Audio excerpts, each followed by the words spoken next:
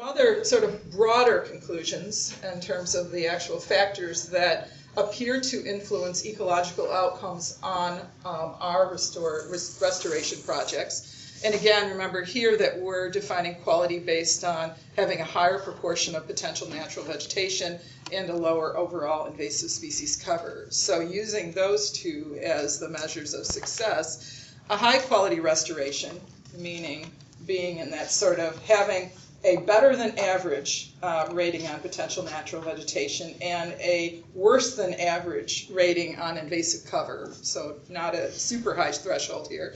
A site is more likely to be one of those high quality restorations if it's guided by a plan written by the implementing team.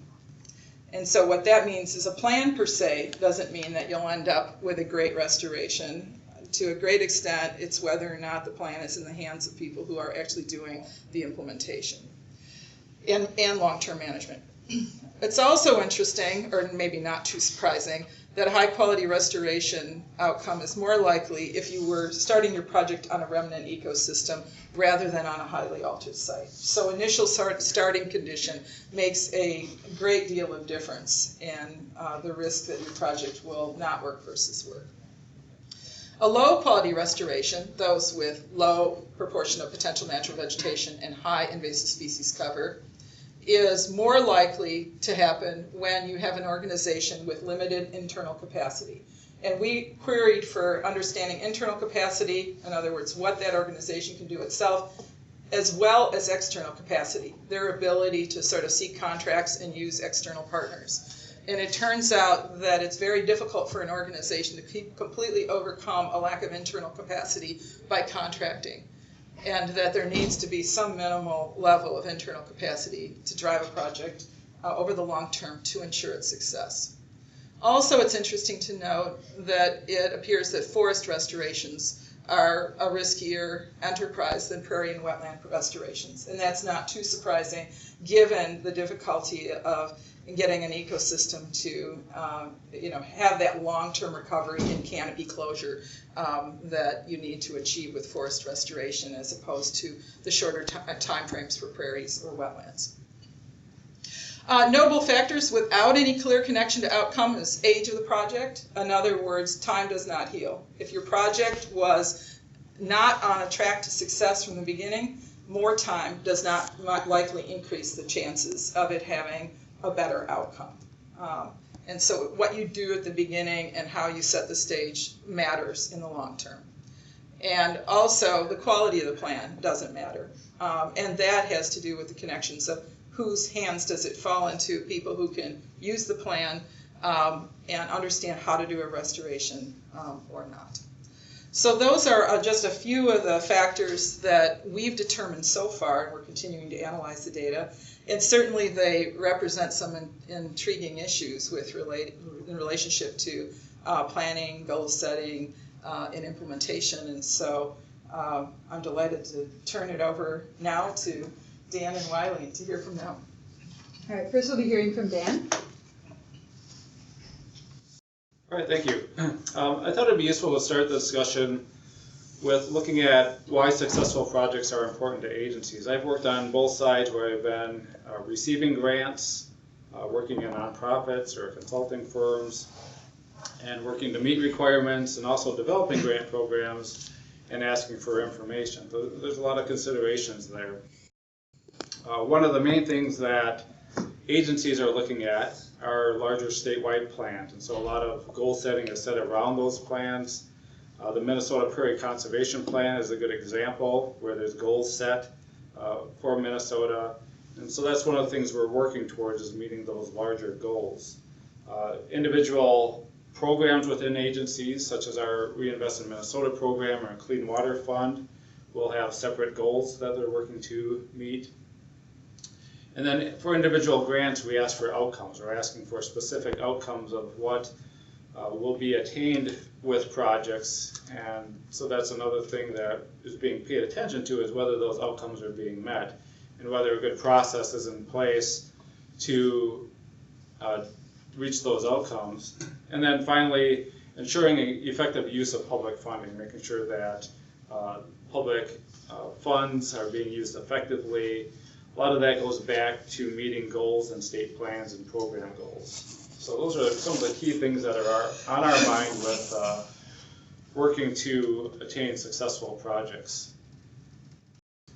In preparation of this webinar, I sent out a survey, a list of 32 topics that I felt were pretty key for restoration success, and I was interested in practitioner information about how they felt that list, whether they thought it was complete, and then which of the topics on that list stood out as being the most important. And the ones up on the screen were the ones that came back as being the most important for this group.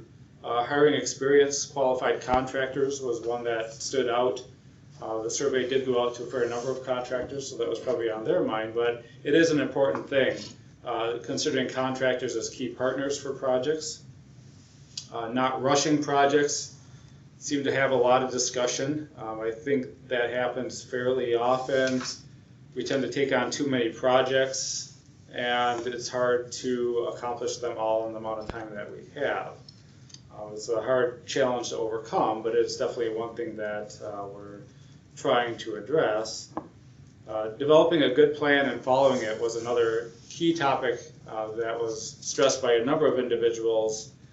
And a few topics on here are really focused on plan development, and that seemed to be a theme that came out on this list, that people felt that having a really strong plan was really important to restoration success.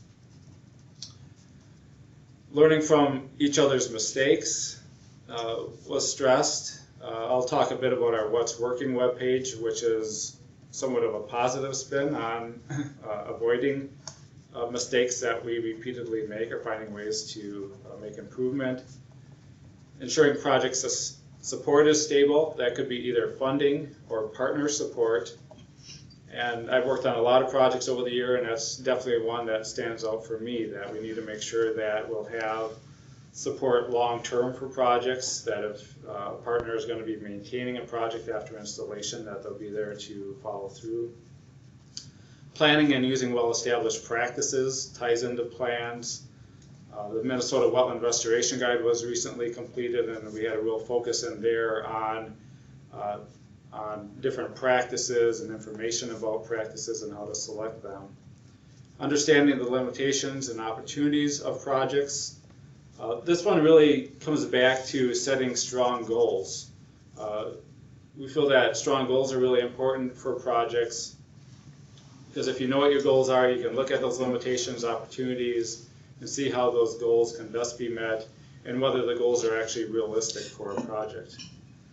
Sufficient site assessment and addressing causes of invasive species was another topic that stood out. Expect the unexpected and conduct contingency planning. This is something that's getting more and more discussion, especially with wetland mitigation plans. It's becoming a requirement that we're looking at contingency planning. With extreme storms that we've been having, pretty much every wetland restoration project that we've been working on, we end up changing the schedule. Big storm comes through, we end up with dry weather. There's a lot of things that can really influence a project, and so that contingency planning is becoming a real key part of plans. Frequent monitoring and adaptive planning, and so being able to adapt that plan moving ahead based on the changing conditions of a site. And so that's another thing that on our individual projects we spend a lot of time doing, changing plans and then working with contractors to make sure that there's clear communication through the process about how that project is changing. So again, there's a real focus on planning in these topics. By going to our What's Working webpage, you can Google Bowser What's Working. We've posted this list of 32 topics on that website, and I'll talk a bit more about that. So if you want to look at the entire list. I made a short list of things that stand out with planning, and goals and performance standards is one thing that we feel are important with plans. Having strong practices in these plans for site preparation, planting, and management. full schedules of activities, plant materials, stressed of exactly what plant materials will be used, and then contingency planning is another key for plans. Different state outreach that we've been working on related to this topic. I mentioned the Minnesota Wetland Restoration Guide. We have new interagency performance standards for wetland mitigation. And so those are on our wetland page for Bowser. And performance standards really help define goals in a more specific way. And so those are being used a lot for mitigation, but there's a lot of potential overlap for other types of projects. The restoration evaluation program being done through the state of Minnesota is looking at a lot of different projects. There's a sample plan template being developed through that program. Our What's Working website, we continue adding information into that website about what's been successful for projects, and we're coming out with new buffer outreach information. So moving ahead, we'll be looking at our goal setting requirements for grant programs. I think it's something we need to keep looking at, make sure that we're clear about what we'd like to see in grant applications as far as setting clear goals, increased focus on contingency planning for projects, more sample plans for state-funded projects. I mentioned the plan that's being developed through the evaluation program. We have a sample plan in the Minnesota Wetland Restoration Guide. We'll be adding more into that. And continuing to refine our What's Working information. There is that link that's up on the Keys to Restoration Success, that list of 32 topics. And we're also adding a link up there today on sample plans, things that we do have developed currently that are available as examples of plans. So I'll pass it on to Wiley. My name again is Wiley Buck. I work for Great River Greening. Great River Greening has been a successful trust fund recipient since 1999. And since I've been there in 2003, we have managed 10 allocations over the years, with an 11th one currently recommended. So we do have quite a bit of history with the planning and record keeping. We've certainly got a long-term view and have seen how we're practicing it today, but also how it's evolved over the years. Over the years, we've been funded for restoration implementation projects.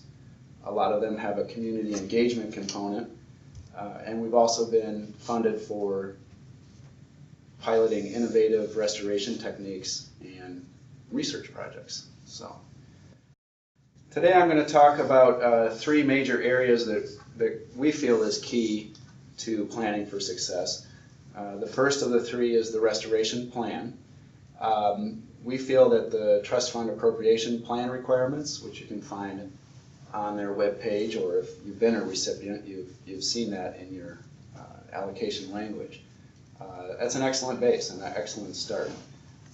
Everything that we modify from that is just really based on that solid base. We do look to the future climate as a factor, and certainly that's challenging because the information is changing and coming in. But we do use our best available information, and this is more for just final modifications to a plan.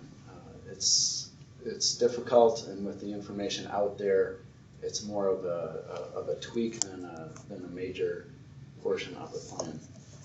We do look at the size of the site and fragmentation factors.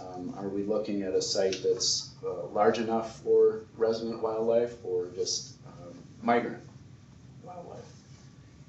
I like to sum those all up into determining the greatest ecological value of a site. Certainly the restoration industry and practice has been to look backwards to pre-settlement conditions. But you do come across cases where there's a great site on the St. Croix River that has prairie soils and a prairie history, but it has grown up into a high quality forest. So we have to be careful and look at the greatest ecological value, in which case for that site was not necessarily reverting it to pre-settlement conditions. I think it's really important to articulate the target community, vegetation community that you're aiming for and why it was chosen. When you go through the practice of articulating why it was chosen, I find that you can use these same principles, these same reasons to guide the adaptive management of the site. As Dan and others have mentioned, you can pretty much plan on things not going according to plan, and you better be prepared to adjust. More features of the plan. Certainly when we started, ArcMap and digitizing was not the standard. It is now. It's just a key piece. There's nothing to replace the digital maps, both for communicating the plan as well as for record keeping. We have to some degree even gone to putting a lot of the project information in the attribute table. That can be a lot of data entry, but it's also nice to have it all in one spot. Much easier to retrieve when Julia and Sue come around and ask for information. So, it is important to clearly identify innovative approaches. LCCMR and the Trust Fund has been supportive of innovative approaches, but it's important to note when you're breaking from the tried and true methods. Make sure you have a measurement metric in there and submit it for peer review. And ideally, if the funding will allow for it, the plan will cover the entire site, even if the restoration implementation is going to happen in multiple phases. Planning for the entire site helps you to, of course, identify priorities as well as adjacency factors and the like. And then we've also found it really important that if you're implementing the restoration in multiple phases, you do need a unique ID to track each phase. You can't just call it the site. You can't just call it Pilot Knob, because it's really difficult to find out what was done and when if you do that. So at Greening, we just use a simple project number every time we've got a new restoration phase and a new funding source. The maintenance plan, part of the restoration plan, going through the maintenance cost and filling out the maintenance tables, sometimes you find that you have to go back and redo the main part of your plan because these maintenance costs will require you to adjust the plan as necessary. As kind of been mentioned other ways, it's really important when you look at invasive species. I can think of a couple of examples with garlic mustard. One example where we had a site and garlic mustard infestation was so severe, and the seed would come in from out of the site that we did not bring it forward on an LCCMR project. Other cases we've had garlic mustard, and we would love to say that we could eradicate it, but given the maintenance costs, the plan is to contain it. So be realistic, especially when it comes to invasive species. And don't forget that a lot of our sites here in Minnesota need a lot of prescribed disturbance. Burning is a fantastic disturbance for many of our ecosystems. But we have a small weather window and a lot of smoke management and other issues. So don't forget to look at the burn alternatives. Prescribed mowing, prescribed haying, grazing, and if you can, pull off the burn graze combination. Those are tremendous. Those are all also effective disturbances. All of them have their pluses and minuses. I think one thing that maybe restorationists are not paying enough attention to right now is the timing of the disturbance. Certainly not all burns are created equal. Be sure to avoid burning just to paint it black. There's a big difference between a dormant season burn and a May burn. And the same goes with the other disturbances. Added to that, my training before I came to Greening was with DNR SNA program, and way back then we were practicing the pollinator and invertebrate refugia guidelines. This isn't new to us, but it's certainly has become more important. It's become a requirement, but do recognize that, you know, smaller burns, you do lose your economy of scale.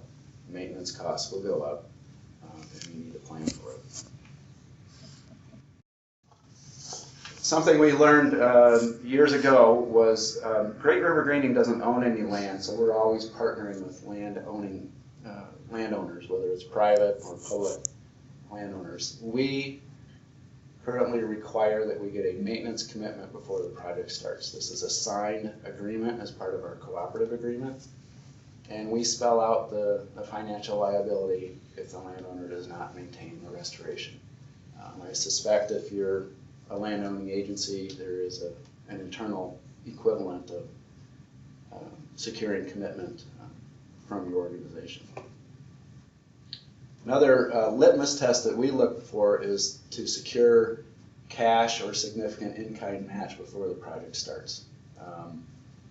It's just a real good litmus test to see which landowners are serious about it and which ones aren't. We are looking for opportunities now where we can secure that match but save it for maintenance work after the grant period ends. And Great River Grading has also found that community engagement is a tool to build long-term stakeholders, whether they're casual monitors or site stewards. We do have one site, Pilot Knob in particular, where we have a fantastic site steward who's come out of our volunteer base. So implementation follows it. If you write a good plan, you will write good specifications, whether it's a contractor or if you're using your own crew. We've found that scanning and filing things electronically, especially seed orders and things like that, has made a tremendous difference for retrieving and filing this information. We are currently operationalizing our inspections and evaluations. We're very fond of photo documentation. Currently, we use a Garmin Montana unit, which simply you just take a photo when you're out in the field, bring it back to the office, and with some Minnesota DNR freeware, you can get it to talk to and make a shape file with your ArcMap Esri software. That's a very powerful tool. Also, it's really important to set intermediate goals. You know, for prairie seeding, what should you expect in year 1 to be germinating? Do consider presetting the response to underperformance beforehand. That's kind of a challenge. There's a tension between being able to adapt your management to being able to call it and evaluate it as a failure. And do recognize the resistance to deeming a restoration a failure. I think we all have it. I certainly have it. But if you get beyond that resistance, it's fairly liberating and will actually save money in the long term. Thank you, Wiley and Dan.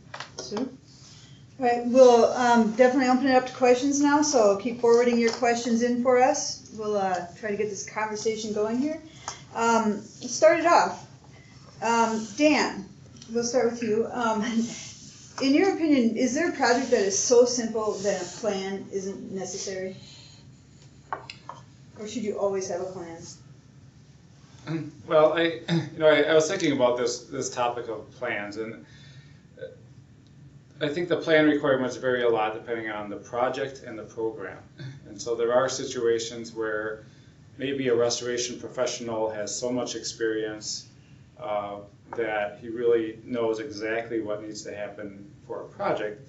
But I think it's still really useful to document that, to write that down for future reference. Both for that restoration professional, but then for other people that may be interested in that project in the future to have that documentation. So I think I would argue that we should always be writing some type of plan down regardless of what we're doing, mainly so we have that documentation done. Could you both comment on what you would say are the essential elements of a simple plan then? Why maybe you want to start on that? What should be included in a plan for, let's say, a very simple project? Yeah, and I agree with Dan that a plan should be made in all cases. It can be a simpler plan for a simpler project. But definitely you want to go back and look at all the background information, I call it. And that's the soil, the geology, how it's classified by the DNR. And then What do you mean by how it's classified by the DNR? which ecosection, Okay. which native plant community are nearby or in the area. You want to look at the DNR databases on rare species and any MCBS Can you spell that out for us, please? County Biological Survey Thank you. areas of biodiversity significance. I do like to drill down to the actual bearing tree database, and that again is available in shape files and digitally. I think that's a lot more useful on a site scale than the Marshner map, which is more of a coarse rendition of plant communities and what was there. I think you have to have your method and your timeline laid out. That's one that I think is really easy to shortcut, and then you find yourself sometimes in a pinch on the timeline if you don't spell that out. Even if you're experienced and have done it a million times, we all need to do that and get that down so we are sure to follow through on that. And then, the maintenance, filling out the maintenance costs can often have a significant impact. You go back and change your plan to do that. And so I think those are the main points that broadly cover what needs to be in a management plan. Can either of you point us in the direction of a resource that would be good for anyone who has not experienced building a plan, to guide the process of creating a plan? Can you think of any good resources for that off the top of your head? Well, the Minnesota Wetland Restoration Guide, we do have sections in there that are really focused on plan development. There's kind of a step-by-step process in there under the vegetation section on developing a plan, so I think that's a good resource. I mentioned that we do have one sample plan in there. I'd like to add more. That one was probably developed 6 years ago, and some of the things we're doing now are slightly different. I looked at that this morning. We didn't have contingency planning in there. So I'm going to be trying to add more example plans into that guide. But I think the restoration guide itself does focus a lot on that topic. Okay. So if you're a community group and you have a plan, if you have to go out and hire a contractor, how can you be sure that you're hiring a competent contractor? What kinds of things could you be using to vet this contractor? Dan? Well, I think one starting point is the DNR does have a list of restoration contractors. So that's been vetted to some extent, so that may be a starting point. I think getting recommendations from other people who have been working on projects is another really good idea. If you do need to use a bidding process, if you can narrow it down to a few key contractors, that's going to be really useful. A lot of us have been working with a wide range of contractors, and so feel free to contact us or other people that are working in the field to get their opinion about different options. Wiley, do you have anything to add to that? Yeah. Be sure not to write your specifications that you have to go with the low cost bidder. You can put in factors in there for the qualifications of the contractor, the quality of their proposal. So that gives you some latitude that you aren't stuck going with the lowest bidder. I think it's good practice also to run a pre-bid meeting out at the site. And I think that's both good for the contractors, but I think you'll get a better idea on who's comfortable with the project and who's kind of reaching into a new area. You'll get a lot of, you'll get good feedback from the qualified contractors, and you'll get less than quality feedback from the ones who are trying to, just move into the area. All right, for small organizations that have to contract with restoration professionals, to develop their plans and do the implementation. When the expert services end, do you have any advice for how the organization should be moving on and continuing the maintenance of their projects? But one thing I would mention during that process, one thing that we've been doing is writing performance standards in our request for proposals for that contractor. And so we have specific things that are setting expectations for the contractors in those performance standards.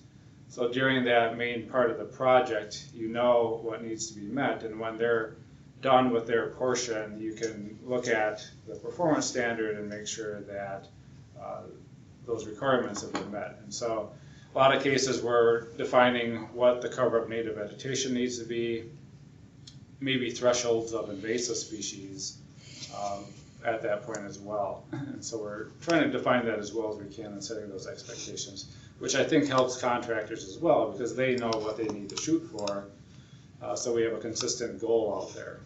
Let me follow up on I was this going one. to say that's accountability for the contractor, but Let me follow up on this one, because this is a issue that we heard when we did interviews with project managers, who in this case oftentimes represented smaller community groups who had contracted for professional services.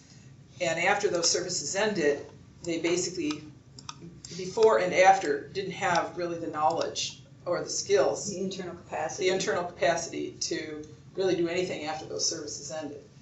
And so in a big organization, you've got that capacity, state of Minnesota agencies. But when you're in this, when you're a community group and you contracted for expert services and they ended, then how do they cope? Do you have recommendations for them once the services end? And I suspect, Wiley, you're probably in the situation where you've seen that transition. I know I have, even in the work I do at the university, sort of what are your recommendations for them on how they can transition from expert services to self-sufficiency with their restored project? Well, I have to say that greening has found a lot of success by partnering with these smaller organizations, and even after the grant period ends and all the official funding is gone, if we have that relationship with a smaller organization, we will assist in different ways. We'll check in. If we're in the area, we'll check on the site. So, greening has found a lot of success doing that, partnering with organizations, and there's others out there like us that will do that as well. So I think, building a relationship with someone who has that expertise is a real fundamental, real key approach. And imagining it is more than a simple contract, but something where there's going to be a benefit for having an ongoing sort of check-in. Yeah, a true partnership where it's not, everybody's pitching in for the common goal, and that includes beyond the formal grant period. Thanks.